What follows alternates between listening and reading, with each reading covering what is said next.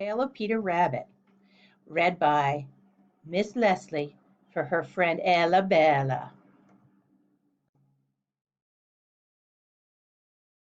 Once upon a time, there were four little rabbits, and their names were Flopsy, Mopsy, Cottontail, and Peter.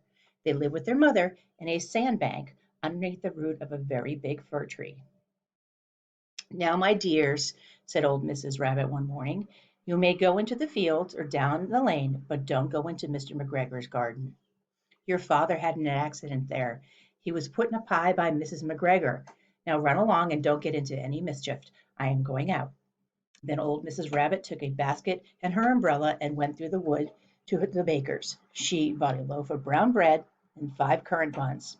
Flopsy, Mopsy, and Cottontail, who were the good little bunnies, went down to the lane together to gather blackberries. But Peter, who was very naughty, ran straight away to Mr. McGregor's garden and squeezed under the gate. First he ate some lettuces and then some French beans.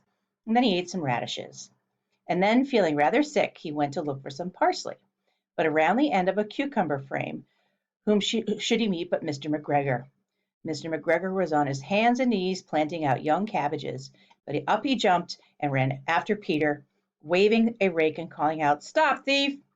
Peter was most dreadfully frightened. He rushed all over the garden, for he had forgotten the way back to the gate.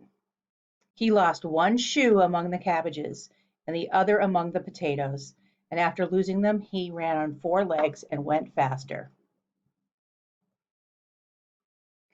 So that I think he must have gotten away altogether if he not unfortunately run into a gooseberry net and got caught by the large buttons on his jacket. It was a blue jacket with brass buttons, quite new. Peter gave himself up for lost and shed big tears, but his sobs were overheard by some friendly sparrows who flew in to help him. It flew in great excitement and begged him to exert himself. Mr. McGregor came up with a sieve which he intended to pop on the top of Peter, but Peter wriggled out just in time. Leaving his jacket behind him, he rushed into the tool shed and jumped into a can. It would have been a beautiful thing to hide in if it had not had so much water in it. Mr. McGregor was quite sure that Peter was somewhere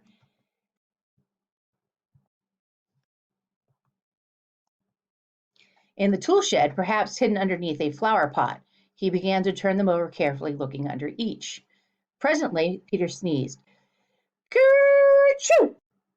Mr. McGregor was after him in no time and tried to put his foot upon Peter, who jumped out of a window, upsetting 3 plants. Peter sat down to rest.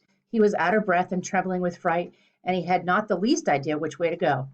Also, he was very damp with sitting in that can.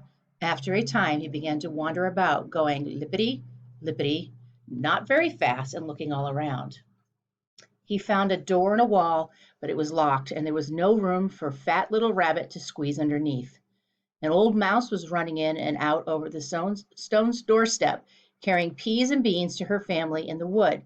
Peter asked her the way to the gate, but she had such a large pea in her mouth she could not answer. She only shook her head at him.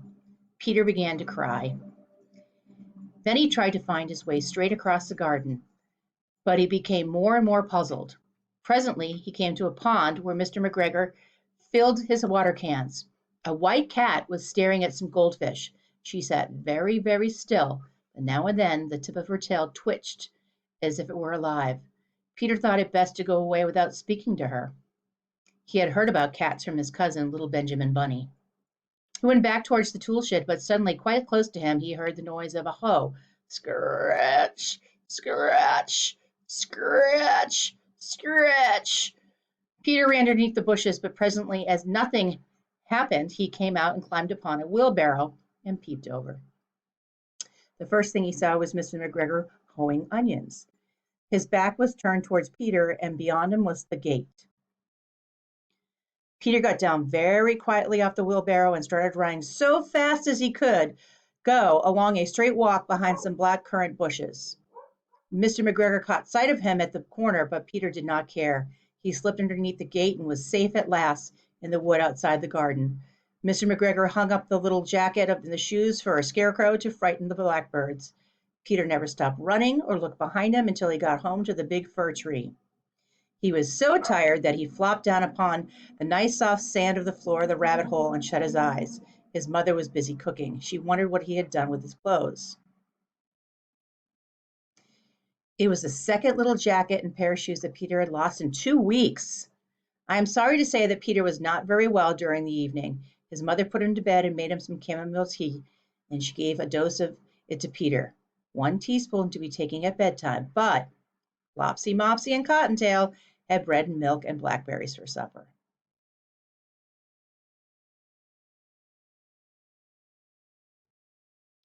The end.